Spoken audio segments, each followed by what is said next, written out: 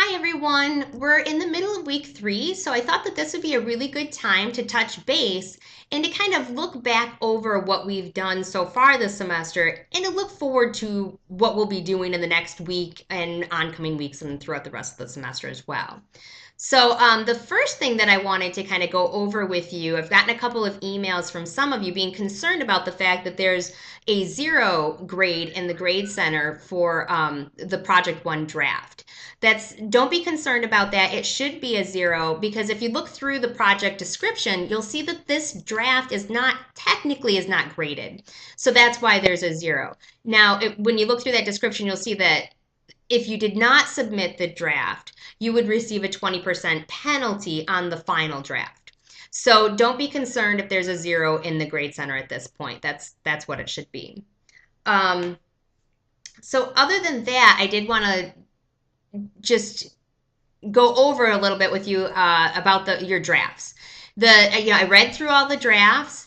I didn't give you much feedback at this point, and I kind of did that on purpose because I don't want you to revise your movie reviews based on what I've told you at this point. What I want you to do is move forward and analyze the genre of the movie review and to really figure out what belongs in that and how to write it on your own. So if you've already taken a look at the schedule, you'll see that by tonight, your homework is that you should have found 3 movie reviews from the New York Times. And at this point, all you have to do is have selected them. You just have to find them. You don't have to do anything with them. But by Sunday, what you're supposed to do is have completed the genre analysis worksheet. And I did want to give you a little bit of a heads up about that because it is quite thorough. It's pretty long. And if you look at the schedule, you'll see that I've estimated that it'll take you about 6 hours to complete, and I really think that's kind of spot on. It's going to take you a little while, so just kind of be aware that this isn't something that you're going to want to put off until Sunday to complete because it's going to take you longer than that. So, and I do urge you to go ahead and look at that sheet to see how long it is and to kind of get a sense of what it is that you're going to be doing. So, and the purpose to this genre analysis worksheet is really to get you to, it's going to step you through how to analyze the genre of the movie review. So it'll start with questions asking you to take a look at what is the format of a movie review. You know, what does the title look like? What kinds of titles are provided? What kind of fonts are used? What size are the titles? How long are the paragraphs? How many paragraphs are there? Questions like that, as well as questions about the content. You know, what's the first paragraph? How do these things open? What is included in a movie review and in what order? So it'll really give you a firm grasp of the genre, which you'll really need to move forward and then revise your review and to submit your own movie review. All right, so I just kind of want you to know that when we see worksheets, you know, sometimes we think of them as busy work, and this is kind of a long one too, but it's not something that you're going to want to blow off. That the more investment you put in with this one, I think the more that it's really going to help you to really write a successful movie review in the end. It'll really, you know, you'll have a solid grasp of the things that you should be including in your own. So that's the purpose of that. So other than that, I just wanted to go over a little bit. Just one of the other assignments that we had last week was that reflective letter.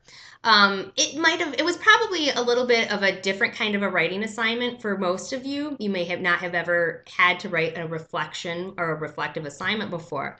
But in general, I thought that most of you did really well. You'll get feedback on those individually, but I just wanted you to kind of have an understanding of what the purpose of these assignments are. We'll be encountering several of these smaller reflective type assignments throughout the course of the semester, and as you've read with the article about how your brain works, is that these kind of reflective assignments really do help you to learn. It helps you to consciously know or take kind of account of the things that you know. The mailman's here. The dogs go crazy. All right. Sorry about the interruption. But they're important to kind of help you come to an understanding of what it is that you know. And also, they're important in kind of more of a practical sense in some ways with this course, because if you've looked forward, you'll see that assignment 4 is a reflective essay, which it means that you'll be writing an 8 to 10 page argumentative reflective essay. So these shorter assignments will give you kind of practice with that. Okay. So anyway, and other than that, I just wanted to remind all of you a lot. I've been getting a lot of emails from several of you, but I just wanted to remind you that, you should feel free to email me. This is an online course, and so, you don't have we don't have the luxury of just raising our hands and asking a question.